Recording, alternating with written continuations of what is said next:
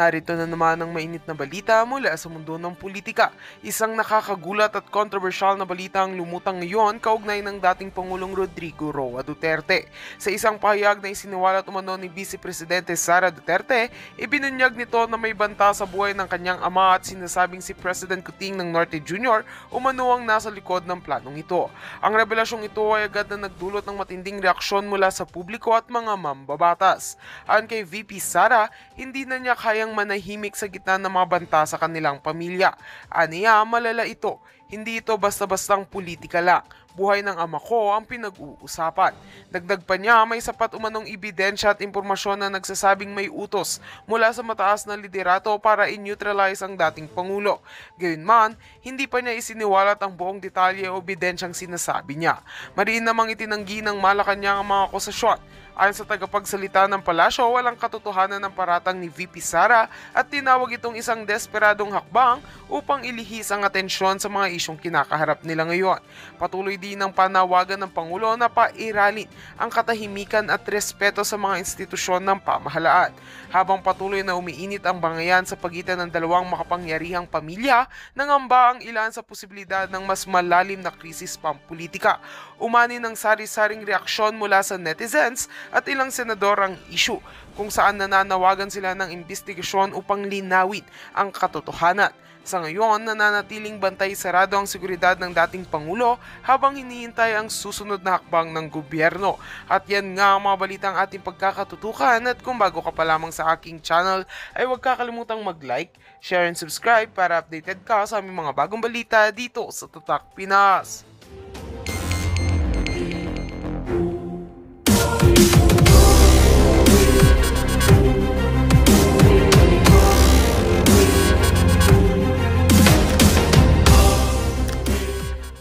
So yun po mga kababayan, at ito kakagising ko lang galing ho doon sa Villamor Air Base. Bali nakauwi ako at mga nasa 12 or 1 AM. So nakakalungkot, no? Grabe ang tindi ng ginawa nila kay Pangulong Duterte. Ako nga po pala sa mga nagsasabing sa mga tawag. So para kasi sa akin parang hindi ho bagay kay Pangulong Duterte na tawagin siyang dating Pangulo. Dahil ay sa panahon ho natin ngayon, talagang halos siya na talaga ang may tuturing na tumatayong Pangulo pa rin ng ating bansa. Masakit lang isipin na sa kabila ng lahat sa kabutihan na ginawa ni PRRD sa ating bansa, sa pagiging bayani niya, ganito pa yung ibinalik sa kanya ng mga hayop, ng mga walang utang na loob ng mga taong tinulungan, sinuportahan ni Pangulong Duterte, na kahit hanggang ngayon ay pinapakinabangan nila yung nagawa ni Pangulong Duterte, no? Alam nyo, kahapon sobra akong nanggigigil, sobrang galit. Hanggang ngayon, lalo ngayon, sobra akong, alam mo yun, parang kulang na lang pumatay ako ng isang tao para lang makaganti sa ginagawa kay Pangulong Duterte. Pero syempre alam naman nating mali ho yun at ayaw ni Pangulong Duterte ng ganun. Ayaw ni Mayor Duterte ng ganun. So ngayon, ang magagawa natin, eto na siguro yung pagkakataon na sa kabila ng lahat, sa dinami-daming nagawa, sa dinami-daming sakripisyo at pagod na inilaan ni Pangulong Duterte para sa bayan, para sa lahat ng mga Pilipino, eto na ho yung pagkakataon na para tayo naman ay bumawi sa kanya sa mga ginawa niya para sa bayan at sa lahat ng mga Pilipino. Ito na ho yung pagkakataon na yun na ipakita natin kay Pangulong Duterte ang ating solid na suporta, ang ating pagmamahal sa kanya.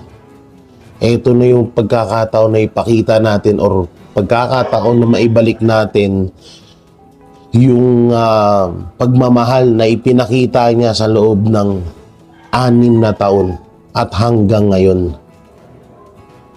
Sobrang daming pagkakataon na talagang ginawa at nilaan ni Pangulong Duterte ang kanyang buhay para lang sa Pilipinas, para lang sa bayan natin.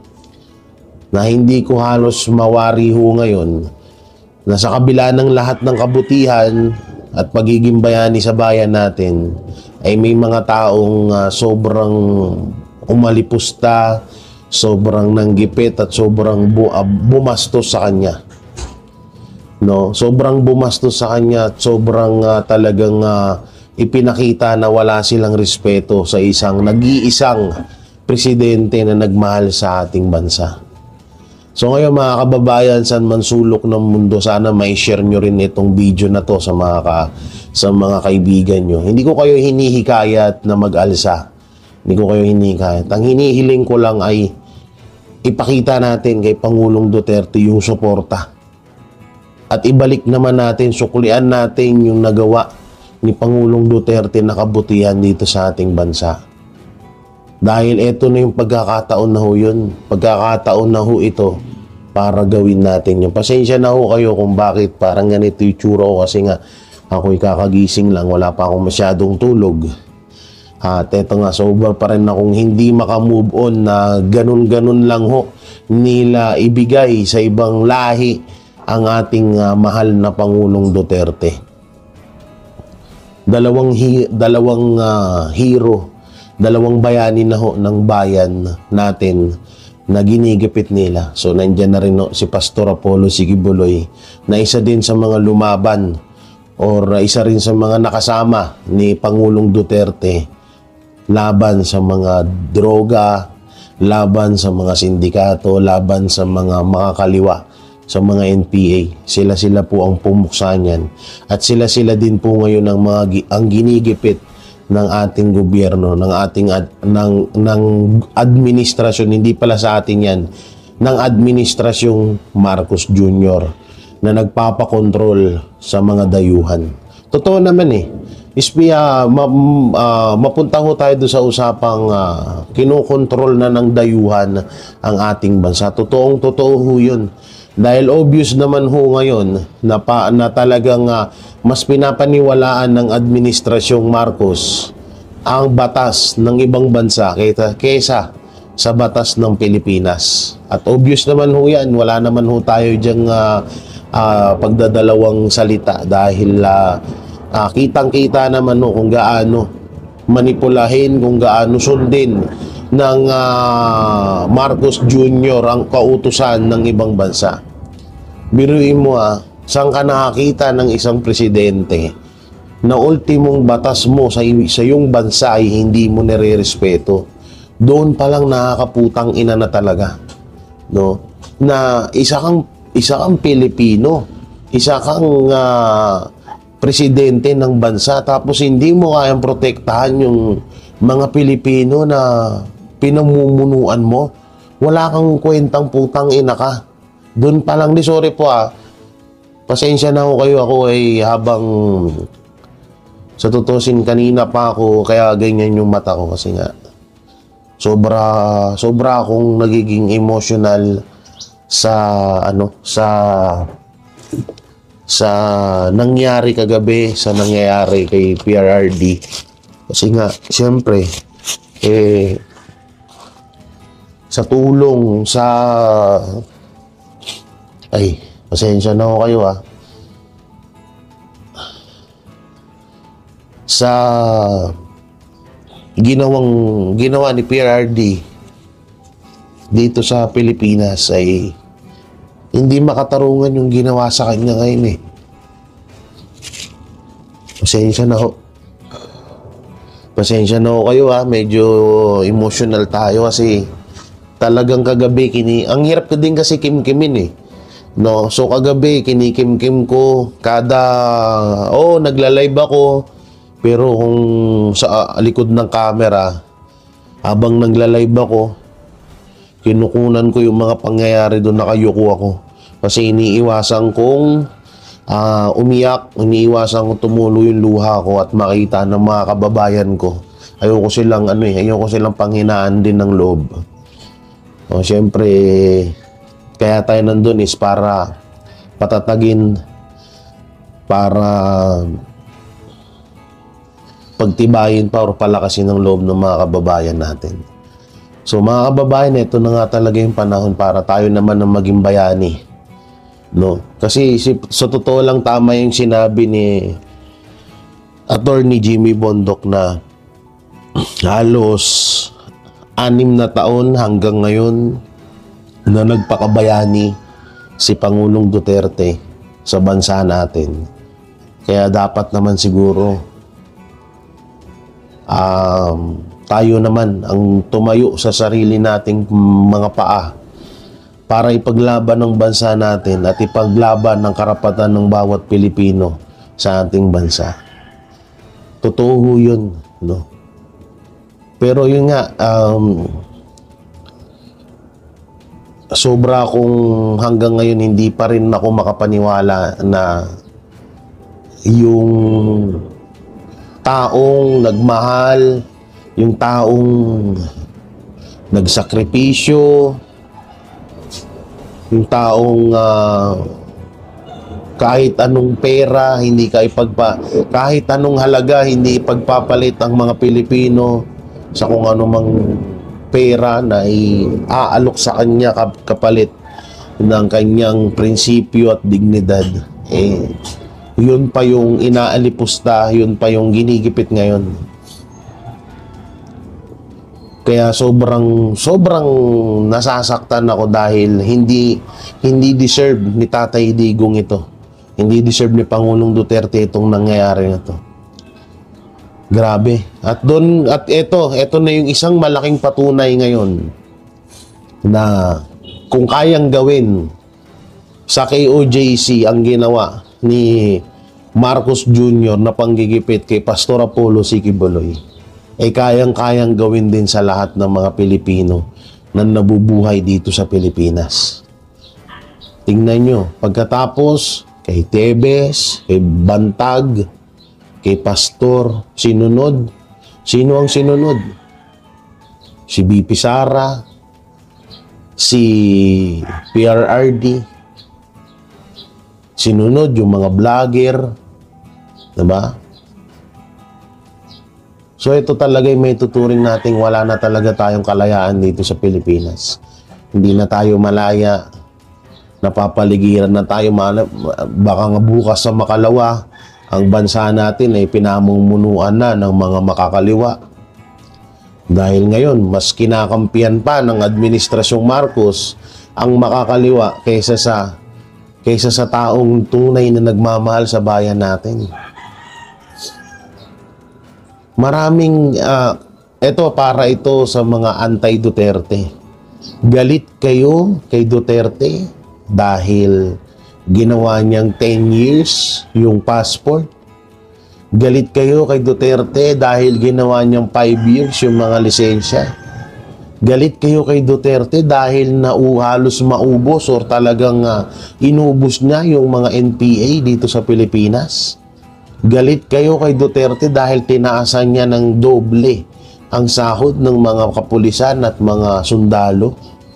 Galit kayo kay Duterte dahil ayaw ni Duterte sa mga dayuhan. Ayaw ni Duterte na kontrolin siya ng mga Amerikano. Ayun yung kinakagalit nyo sa kanya. Tangina nyo, napakababaw nyo mga hayop kayo. Pero darating yung araw talaga na lahat ng ginagawa nyo ngayon ay talagang babalik sa inyong lahat yan. Lahat ng mga kawalangyaan, lahat ng kahayupan na ginawa nyo dito sa bansa, yung pagnanakaw, lahat yan babalik yan sa inyo. Itagaan nyo yan sa bato. Hanggang ngayon, pati kaming mga vlogger, kahit nga si Banat Bay, may panibagong... Sorry, Banat Bay, nasabi ko dito Ang ganda ng pa-welcome sa kanya. May kaso na naman. Ako, pagkagising ko, araw-araw, Pagkagising namin ng mga banateros, araw-araw may death threat. Kesyo dadama yung pamilya namin. Kesyo papatayin pati pamilya namin. Pero tignan nyo, hanggang ngayon matibay pa rin kami. Hindi kami nagpapadala sa mga pananakot na ginagawa sa amin. Hindi kami nagpapadala sa mga threat na ginagawa sa amin. Hindi kami natatakot na ipaglaban kung ano yung katotohanan. Kasi alam namin mga banateros na nasa katotohanan kami. Ayun yung masarap eh. Hindi ako takot mamatay. Hindi ako takot mamatay dahil alam kong nasa katotohanan yung pinaglalaban ko. Hindi takot mamatay ang buong Banateros Brothers dahil alam namin nasa katotohanan yung mga pinaglalaban namin. Na kahit ano pang death threat, ano pang pananakot ang gawin sa amin habang nabubuhay kami paglalaban namin kung ano yung katotohanan. Dahil yan ang ipinamuka at itinuro sa amin ng ating presidente na walang iba kundi si Rodrigo Roa Duterte, na ipaglaban mo kung ano yung tama, ipaglaban mo ang bayan mo. Yun yung isa sa mga pinangahawakan namin na hanggang ngayon ay tumatatag at nagpapatatag sa amin. Kaya kahit anong gawin nila na paninira, pananakot, hindi kami natitinag dyan. Sa totoo nga lang, kaya hindi kami nagpapatinag sa anong pananakot na nangyari sa amin. At mabalik naman tayo sa usapan na kay Pangulong Duterte. Alam nyo, ito po ay nasa papel. Pero ito ay planado na talaga ni Marcos Jr. Itong nangyayari ngayon. Lahat ng ito ay moro-moro lang ang nangyayari. Ngayon nasa playbook na ito ni Marcos. Ito babasahin ko sa inyo. Kasi sinulat ko ito para hindi ko makalimutan. Moro-moro na lang yang nangyayari ngayon. Nasa playbook ito ni Marcos admin. Naka-schedule na ito lahat na mangyayari ngayong noong 2022. Noong 2022 pa nang sinabi ni Vice President kay Pastor Apollo C. Quiboloy sa intel niya after umattend sa APEC event si BBM. Unang-unang plano, tanggalin ang prangkisa ng SMNI. Pangalawang plano, buhayin ang kaso ni Pastor Apollo C. Quiboloy at isagawa ang siege doon. Pangatlo, i-impeach si Vice President Sara Duterte. Pang-apat, drug war ex-ICC case for PRRD. Lahat ng ito po ay talagang isa lamang matagal ng plano ni Marcos Jr.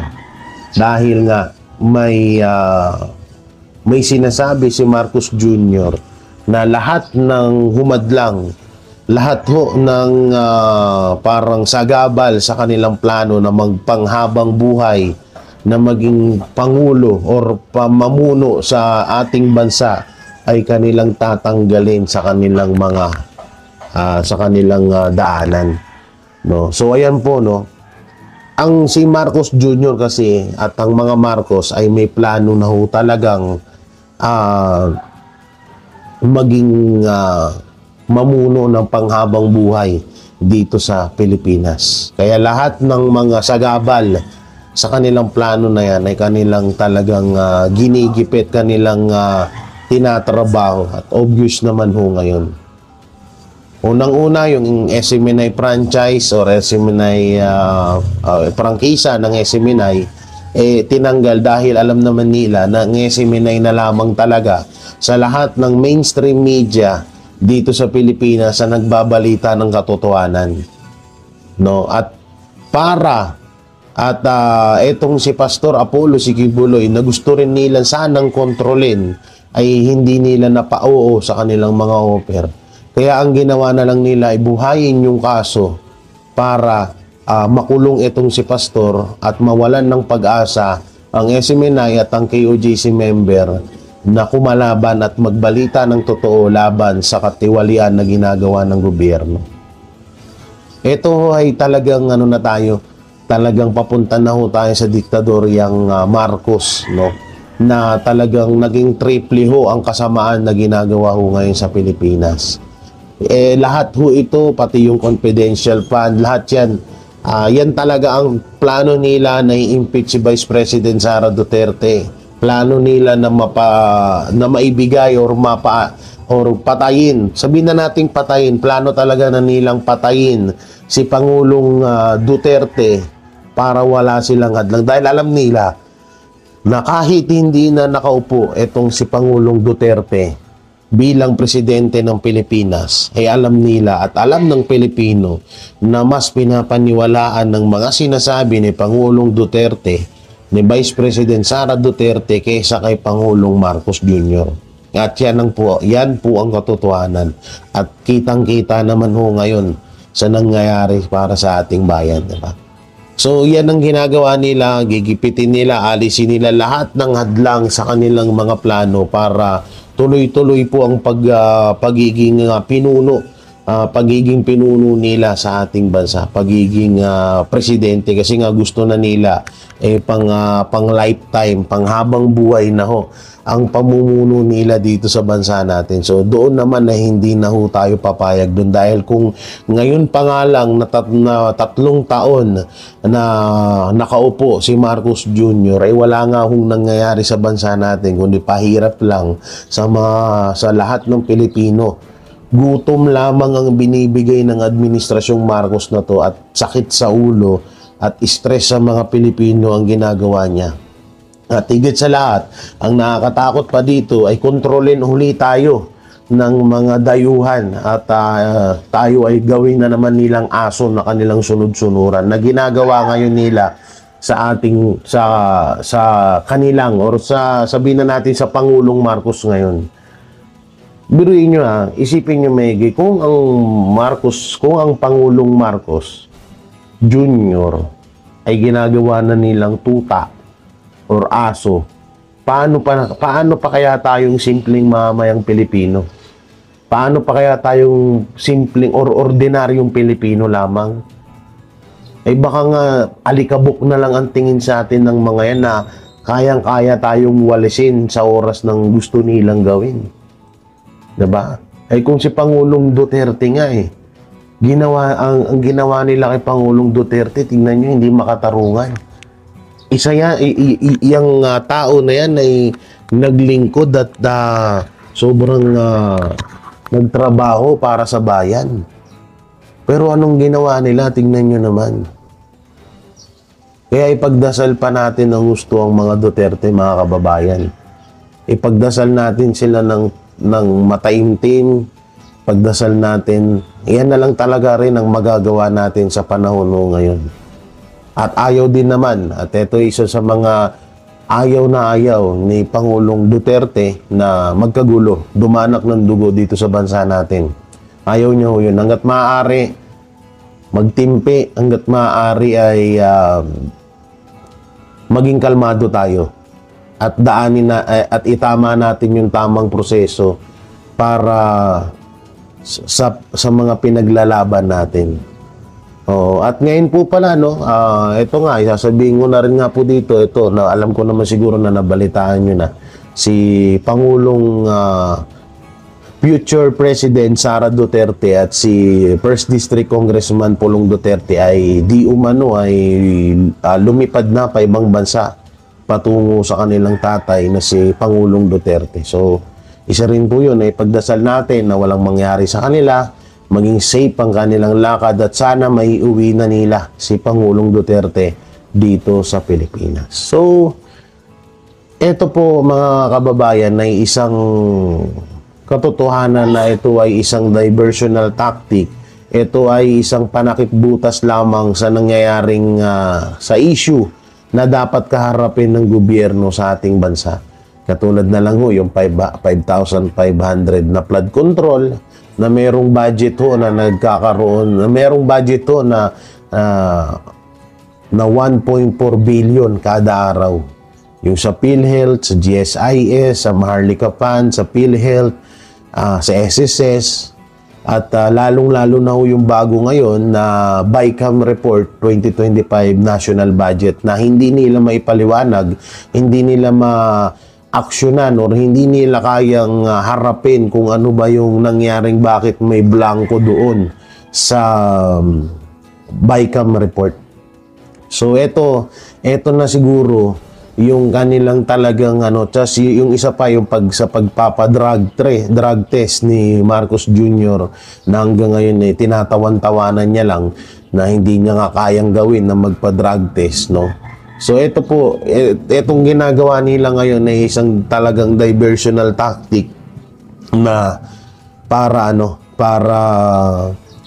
pagtakpan ng kanilang anomalyang mga kabulastugan na ginagawa sa gobyerno para doon ituon ang atensyon ng mga Pilipino at hindi doon sa totoong issue na nangyayari dito sa Pilipinas. At doon naman sa mga fake news peddler na patuloy na nagpe-fake news ngayon sa mga nangyayari sa Pilipinas, isipin nyo na lang ito para ito sa mga nagpe-fake news, mga nagbabalita ng fake news, mga page, mga ibang mainstream media na puro ka-fake newsan ng ibinabalita sa ating bayan. Isip-isipin nyo na lang ho na yung kinikita nyo dyan sa pagpe-fake news nyo, ipinapakain nyo sa mga anak nyo, pinapakain nyo sa pamilya nyo, putangin na, makonsensya naman ho kayo. May kasabihan nga ang mga matatanda na kapag yung pera na pinapakain mo or ginagamit mo pang pakain sa pamilya mo galing sa nakaw, masama ho yan. No? Kaya ngayon pa lang makonsensya na kayo. Oo, ngayon masaya kayo. Katulad yan, itong hayop na putang inang Tory na to. Masaya siya ngayon dahil nasa kapangyarihan siya. Masaya siya ngayon.